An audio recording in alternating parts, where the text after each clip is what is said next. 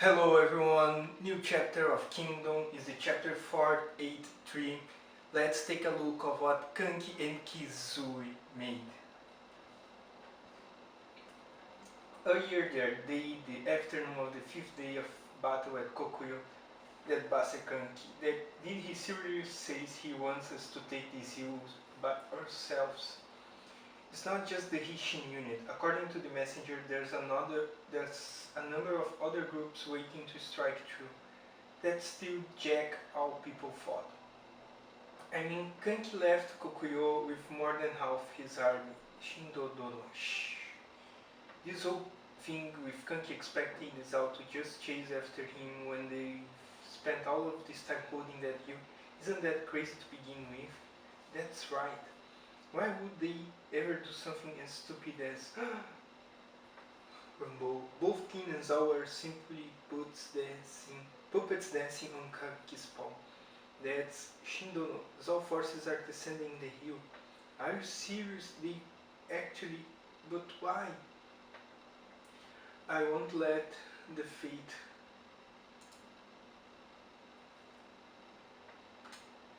Fuck. I won't let the fate you fear happen to your home, Regan. Oh, that's heavy. At this time, the Kizui army, which had comprised half of the total manpower holding the central hill, descended and left the hill behind them. We must catch up to Kanki. Go as fast as you can.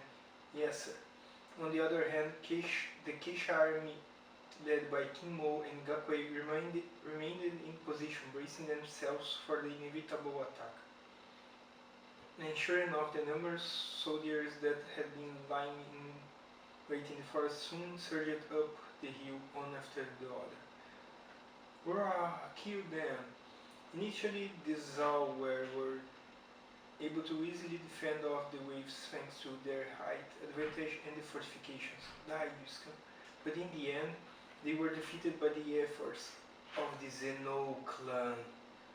Holy man, that monsters! As well as the Hishin unit, both of whom were able to successfully break through their defenses. Yeah. Holy crap. Shin, they are starting to make a run for it. Same here, Captain. Shindono, does this mean? Yeah. Come on, Gakui. You go first. I catch up later. Don't do it. Die here and the only thing you achieve is throwing your life away. For the sake of avenging Keishi-sama too. Live on. It pains to say it, but this is for us here. We are pulling out of Kokyo on the dusk of the fifth day of battle. With the full retreat of the Zhao army from Kokyo, the king achieved complete victory.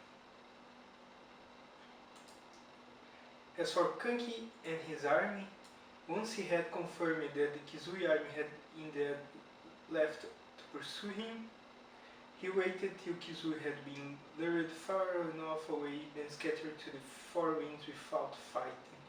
The Kizui army was able to hunt down a number of these small groups, but eventually they would resume their course and make their way into Regan, during which Kanki had turned once again to Kokuyo to the central hill, which by then had already been captured by his men.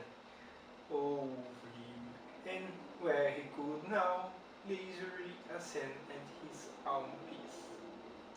Ha ha ha ha ha. Oh, they're so fired up. This is a good chance for you to learn how a grown-up fights Hishin Kanki.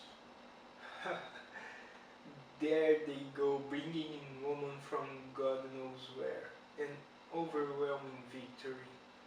Thanks to the help of Naki and his men, I now have a good grasp on the battle as a whole, and with that, an overwhelming impression of just how incredible Kanki is. How incredible Kanki is! Yesterday, on the fourth day of our battle, around the time our Hishin unit had managed to take out Keisha, by then Kanki had already switched his sights from Keisha to Kizui. He summoned an interrogation specialist to work on some Regan soldiers he had captured, and had them tell him everything they knew about Kizui's past. And once he was aware of Kizui's relationship with Regan City, he immediately called off the Battle of Verde Hills, the central hill which both Kin and Zhao had spent the last 4 days devoting all their forces to. He ordered his men to pull back from the hill and surrender it to the Zhao forces. What? Then, while the Zhao were busy working on their defenses, Kanki sent out his men to scour Kokuyo, burning down villages and gathering up the bodies of civilians, just so he could show it to Kizui, intimidate him. This is what's going to happen to your home, Riga. Due to that, Kizui abandoned the hill and ran off to save his home, resulting in a defeat for the Zhao. Does that mean the only reason we won was because we burned all those villages? Cole's right, thanks to that we won. Back on the 4th day, when all the pieces had come into the play, any other strategy would probably have locked themselves into only thinking of ways to capture the hill. But Kanki switched his strategy to resolve around Kizui instead of the hill. He then used the bodies of innocent people as a trump card to specifically gouge at Kizui's weak point, dragging him away from the hill to create a chance for us to take it, thereby securing his victory at Kokuyo. Something like that can be called strategy or even tactics. This method of fighting, even Shoboku or Hiboku would never have thought of something like that. Whoa! Even Shoboku or Hiboku. Man, Kanki is better than Hiboku. Whoa, that's amazing. That's true. That's true. Yeah, that's true. Kanki is amazing. He probably is bad. Yeah, it's true. Kanki was a genius. Using it to learn them, and now for reading that, even Shoboku or Iboku would never have thought of something like that. This is one statement that's really big, really big. Let's continue. No, they would never have taken the risk. Hoping that Kizui would abandon the hills for Regan is nothing more than a gamble. War isn't some sort of game. But because no one else would try to pull off something like this sort of crushing victory is something only the boss can pull off. Having to fortify the hill after we captured it was actually another problem we had to worry about. But the boss let the Zhao do all the work, and now the hill is in our hands with nearly everything already completed for us. Yes! But most of all, it's the numbers that are scary. Numbers? Our clashes with the Zhao over the central hill were like a meat grinder in terms of casualties. But thanks to Kanki calling it off, our losses end up being less than half of what we expected to lose. Less than half. Even the greatest of strategists would be hard pressed to replicate a result like that. Hang on, are you saying that Sickbuster is actually even better than Hibuku? You're kidding me, right? What is that, man? Holy fuck! Sure, in that time to have that less casualties, it's a really huge feat. Kanki is amazing.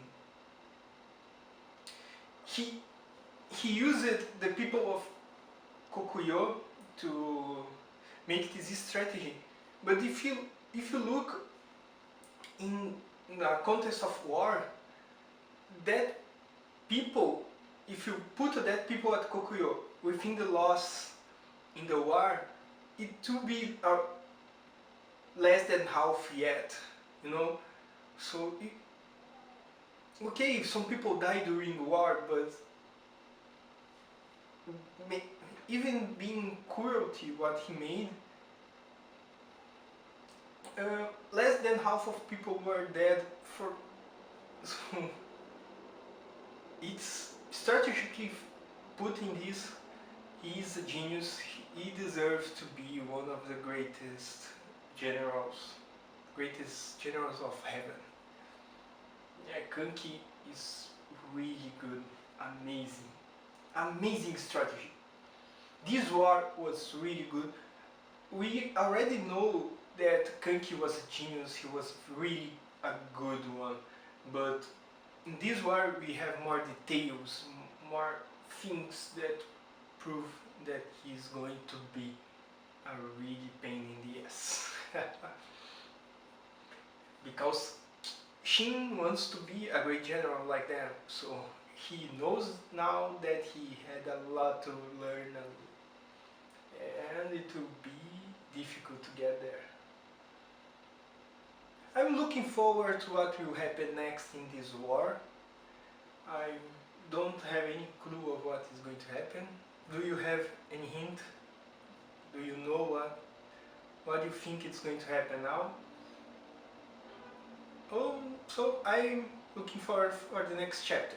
Thank you for watching this video and see you next week. Plus Ultra.